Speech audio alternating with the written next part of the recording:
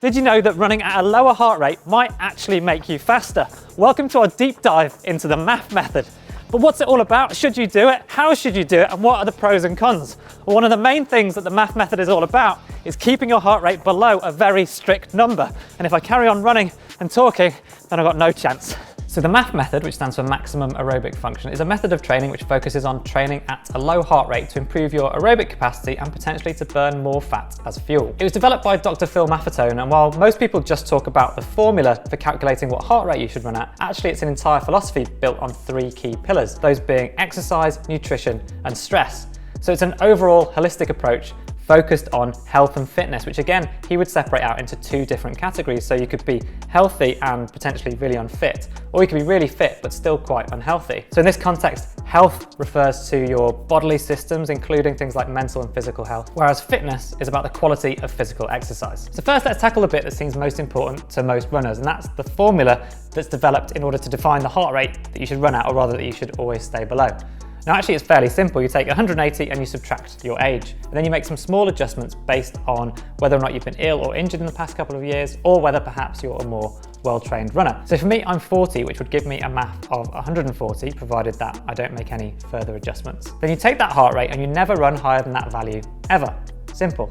Okay, well maybe not quite ever. Stay watching for a little bit more on that a bit later. But ultimately what you're looking to do is run in a 10-beat band of heart rate, just below your MAF. So for me, that would be between 130 and 140. Now actually, particularly when you first start, it might be a struggle to stay below your MAF number, just because there's so many different things that can impact heart rate, things like hills, fatigue, and the weather. So definitely bear that in mind. The recommendation is that you do this training, so not ever going above your MAF heart rate for a period of at least 6 months, but that you should measure your progress as you go using something called the MAF test. And lots of people say that you definitely will see progress. The MAF test just means picking a route that you can repeat, whether that's 3, 4, or 5 miles, and then repeating that at different periods throughout your training. Essentially, as long as you do it right, so you need to do a warm-up first, and that's recommended that you do about 12 minutes. You're running at or just below your MAF heart rate for the whole run, and if you do get it right, that means that each subsequent mile is going to be slower than the previous one because you've got this ceiling of the MAF heart rate at which you're operating. And then if you compare the results of those MAF tests over time, you should see progress because you're running at the same heart rate, but your mile time should be quicker, which shows you that you're increasing your aerobic capacity. The aerobic capacity is the foundation for the full philosophy of the MAF method. So to quote Dr. Maffetone directly, this is our aerobic system, which also helps with stable blood sugar, reducing hunger, balancing hormones, and ensuring better brain function. Fully developing and properly feeding the aerobic system is a key to achieving optimal human performance. So a really good summary of what's underpinning all of the methodology. One of the things at play here is that by running at a lower heart rate, then ultimately you're training your body to rely on fat as the primary energy source rather than carbohydrate. So over a longer period of time, that can allow you to become more fat adapted or more effective or efficient at using fat as your fuel. There's also an anti-injury motivation here too. A lot of novice runners do too much of their running way too fast, which puts a lot of extra stress on their body, which could lead to injury. Now, if you're forcing your body to run slower, then you're reducing your injury risk. Essentially, this is part of that health element we were talking about earlier rather than directly fitness. And then related to this, because the load on your body is lower from running more slowly, you're also more likely to recover more quickly. That being said, as far as I can tell, there isn't a specific recommendation about actually how much running to do, just that you should do it all below your MAF. So definitely bear that in mind and don't overdo it. Just because something's easy doesn't mean that you can do too much of it. Now there is a caveat or an exception to the strict heart rate rule, which is that once you've completed a certain period of time where you're religiously sticking below that MAF heart rate zone, then you can start to introduce higher intensity exercise. And the suggestion here is to do that at an 80-20 ratio. So 80% still running slow, sticking to your MAF method heart rate, and then 20% at a higher intensity. Now, interestingly for me, I feel like this is a little bit of an admission of the fact that ultimately, in order to achieve the maximal performance, the best possible performance in a race or in training, and to see the biggest gains, this is a little bit of an admission that you do need to do what I'd consider to be more normal periodized training. And 80-20 as a ratio definitely wasn't invented for this method. That's been well documented elsewhere. Another thing to address is age. So one of the points that's made in the method is that a powerful aerobic system can significantly impact aging in a positive way.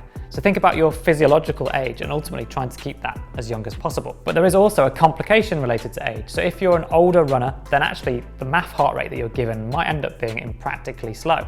So there is an adjustment recommended for over 65s who are well trained, where you might want to add 10 to the heart rate that you calculate. So my personal opinion would be that this highlights just how arbitrary that formula potentially is. That doesn't mean that it won't work for loads of people, and in fact I've always thought that it's a good idea that you do a large proportion of your running at a slower pace, but you just need to be aware of the limitations ultimately. So have you tried it? Before we carry on, let me know in the comments whether you've given it a go or whether you're thinking about giving it a go, whether you have any concerns. I'd love to know what you think. Also, one thing to think about when you're training to heart rate is that you're really reliant on how accurate your heart rate monitor is, whether or not you're wearing it on your wrist or your chest. And also remember the fact that heart rates don't measure lactate, which is the one thing that would definitively tell you whether or not you are working in your aerobic zone or not. Just worth bearing in mind. So let's move on to the next pillar, which is nutrition. And I actually think it's really important, really good that the method isn't just focused on a single formula for heart rate. There is more to it than that.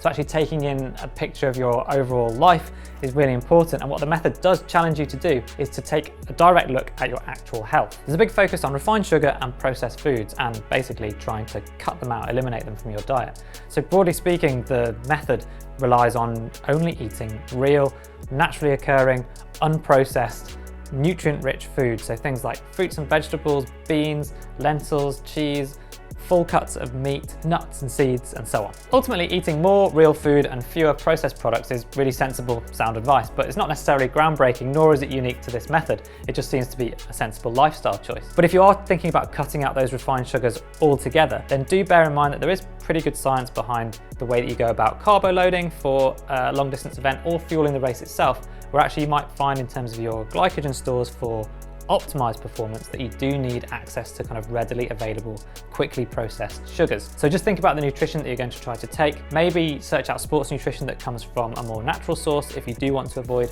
all synthetics, or potentially if you're using purely real food, then just make sure you test it in training to make sure that you're able to build up enough glycogen stores to perform on race day. Finally, the MAF method focuses on stress to complete the picture, and it breaks down stress into 3 ways in which you might experience them, or 3 categories. So the first one is mental emotional, and actually this is the kind of stress that I think most of us think about when that word is used. So it includes things like anxiety. And then there's physical stress, and the examples that are given here are things like overworking your muscles, or maybe even just wearing ill-fitting shoes, because that places a physical stress on your body. And then finally there's biochemical stress, so that's things like hormonal changes, maybe even air pollution and things like that. The MAF method provides what are effectively coping strategies for those 3 different kinds of stress. And one of the methods that's suggested is to create a stress list. So you create a table with columns for each of the 3 different categories of stress, and you make a list of all of the things that stress or cause stress on your body in those different categories. Then you highlight the ones that you have control over, and over a period of weeks or months you work diligently on eliminating those from your life if you can. And then you need to acknowledge the fact that there are some on the list that you don't have any control over. So actually the method suggests crossing them out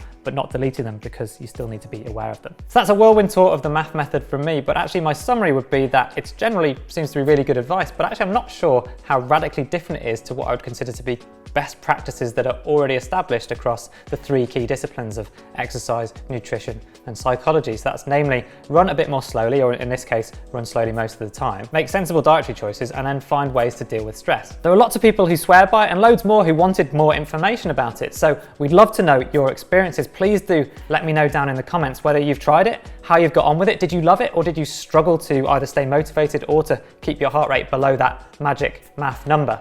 And then now I think it's probably time for you to watch this video here, which kind of started it all off, which is how to run slow to run fast.